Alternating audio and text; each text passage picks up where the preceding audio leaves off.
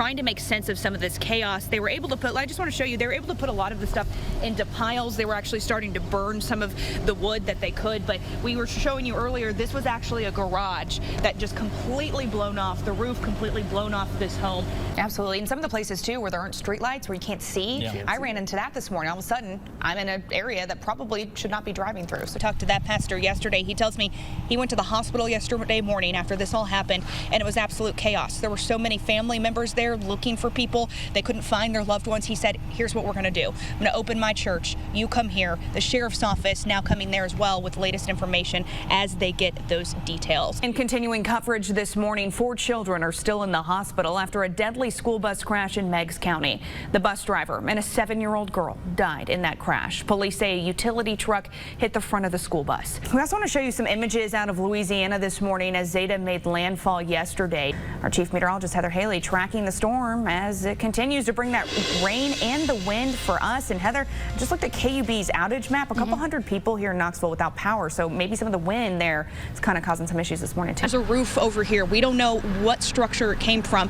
Behind me is a gas station that has extensive damage, and it is dark out here, which makes it dangerous, which is why officials are closing off all the areas here around Highway 70, some of the hardest hit areas here in Putnam County. Doctors say we could be looking at a crisis, putting the ability to treat emergencies like strokes and heart attacks at risk. But health officials say even an extra hospital site would be little help. Everything's fine, and then you get to the neighborhood and there's a row of houses completely flattened, and the people inside those houses didn't make it out. And I think it's hard to put into words, and it's hard to even show you folks at home. He said his family got the warning that the tornado was near, ran to these basement steps, got in there just in time. He said his oldest son, last one to shut the door, and that door then fell on top of him. The first floor completely underwater, leaving the family trapped on the second floor. Emergency crews rescued all 3 people and their dog. They are safe this morning. And as more people hit the roads this morning, unfortunately, we're seeing more issues. So if you don't have to be out, don't. But we understand some of you do have to go to work. You do have to go to school. So just give yourself some extra time. Well, most Americans are spending more money working from home. That's according to a new study from creditcards.com. Things like desks, computers, and office supplies can add up. Some people even redoing parts of their homes. If you're thinking you're going to write that off on some of your taxes, experts say think again. This was the only dog wig I could find that would fit her. It was a ponytail. They make dog wigs. They do. And you can trust me to find it. Thousands of people are diagnosed with cancer every year. Imagine getting that diagnosis when you're just 5 years old. One Kingston girl and her family are sharing her story of the hospital that changed their lives forever. You don't know how strong you are until being strong is the only choice you have. For Kaylin Adams, she found out when she was just 5 years old. Looked at me and he said, I don't have anything good I can tell you. That she's got a tumor the size of a football inside her chest.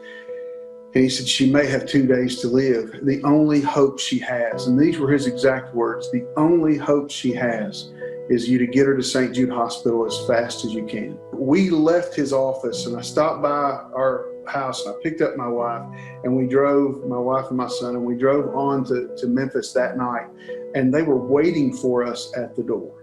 Doctors at St. Jude diagnosed Kaylin with T-cell acute lymphoblastic leukemia, a fast-growing blood cancer. It's aggressive, but so were Kaylin's treatments. And they wanted to make sure that not only did I understand that I had a decision, that I got to make decisions about my treatment. I remember every time I would have a procedure done, there was this one chef that he would make me fettuccine Alfredo. Every time, whether I just took a bite of it or I ate the whole thing, every time I asked for it, he went and made me fettuccine Alfredo.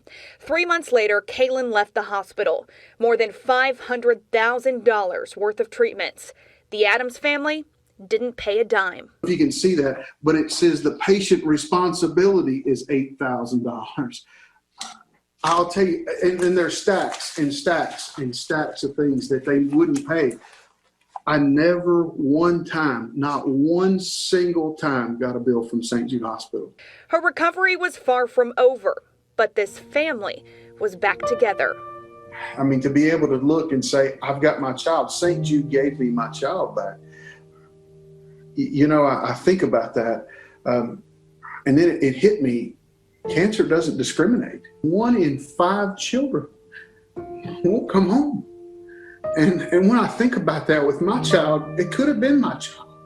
Had it not been for those that were willing to invest, to those that cared enough to be a part of that St. Jude mission. Kaylin and her family are now living a normal life near Kingston. This year, they're celebrating something special. Be able to look over and see, the doctor tell us that she's got 2 days to live. And now we've celebrated this year 10 years cancer-free. Hoping to one day give back to the place that gave her life. And get, at the moment it's a child life degree, and I want to go back and work at St. Jude and be able to help some of the kids that were like me, that are going through some of the same struggles. Yeah, Kaylin and her dad are taking part in this weekend's St. Jude Walk Run. You can help raise money for this special cause. Join a team. We have one here called WVLT Wheels. This is all virtual, and we have the details in the WVLT News app and on my Facebook page.